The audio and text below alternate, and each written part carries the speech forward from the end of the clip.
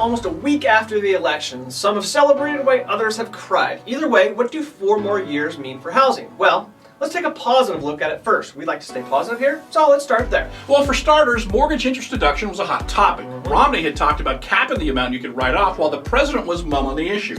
Mum on the issue because taking mortgage interest off the table would largely hurt his followers, and obviously he didn't want to alienate them during the election. We feel that the president will most likely leave the mortgage interest deduction alone, continuing to allow homeowners to write off the interest on their houses. That's a good thing. We don't know for sure as the nation is in desperate need of tax dollars, so you never really know. Another good thing moving forward is disguised stimulus, also known as HARP, or the Underwater Refi Program. We feel that the president will continue to push this program and possibly others. Right now, HARP only applies to a select few and is still fairly handcuffing, but we feel that the president will work to remove the hurdles and pitfalls of the program and work to open the program up for many more underwater homeowners. Why do we feel this way? Well, think about it. It's much easier to pass new HARP legislation than it is to pass a whole new stimulus. He's passed many of those already, and he knows that passing another large stimulus would be very, very difficult. After all, passing new HARP legislation is essentially the same thing. It would lower house payments, help the stop foreclosure bandwagon, and pump much needed dollars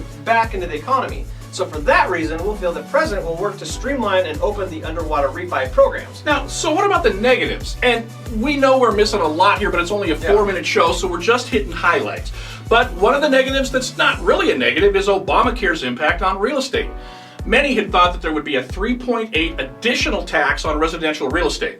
We were originally concerned about this, but the details came out and we quickly figured out that it wouldn't really affect the average transaction. The long and the short of it is simply this. As long as you don't make over $200,000 individually or $250,000 as a married couple and don't make over $500,000 on the sale of your home, you're pretty much good. Pretty much good, so it won't affect the average transaction that you and I deal with. However, investors, second home sales, and commercial transactions, they'll be impacted.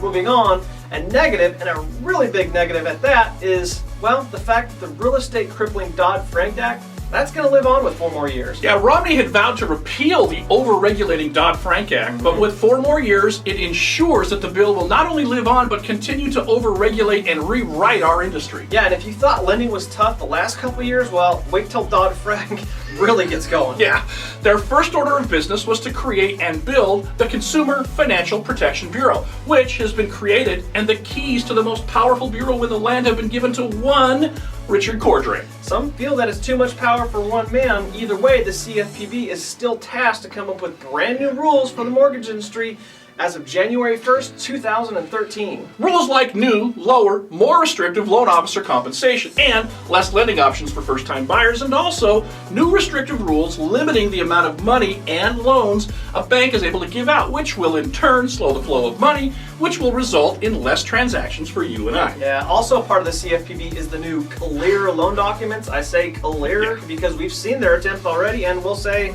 well, I'll say this. It's clear to me that the CFPB has very little understanding on how our business is ran, which really scares me. I don't know about you, but I don't want some grad student that's never owned a home and never had a mortgage rewriting the rules and regulation that you and I live by. But with 4 more years, that's exactly what we'll get. We asked for more government involvement, and quite frankly, we're going to get it. Now, one of the most interesting things that came up during the campaign was the shared appreciation loan modification, which simply means that the lender writes down your mortgage, then you agree to share the future appreciation with the lender due to their good faith gesture in writing down your mortgage. Now, we love this. We called for this, and we'd love to see it come to fruition. However, that may have been just more political pandering during the election. After all, that makes way too much sense for the White House, and their responses are typically quite a bit more convoluted and cumbersome. But think about it for a second. If a bank's willing to short sell a house and take a loss on that house for a new homeowner, then why not take a similar loss for the current homeowner? Yeah, and actually the write-down would be quite a bit less because you're removing the cost of selling. It's just a simple write-down. Now, we personally feel that this is a great option moving forward, but we have yet to see any indication from the White House that this will happen anytime soon. So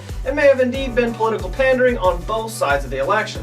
4 more years. Are you excited or are you concerned?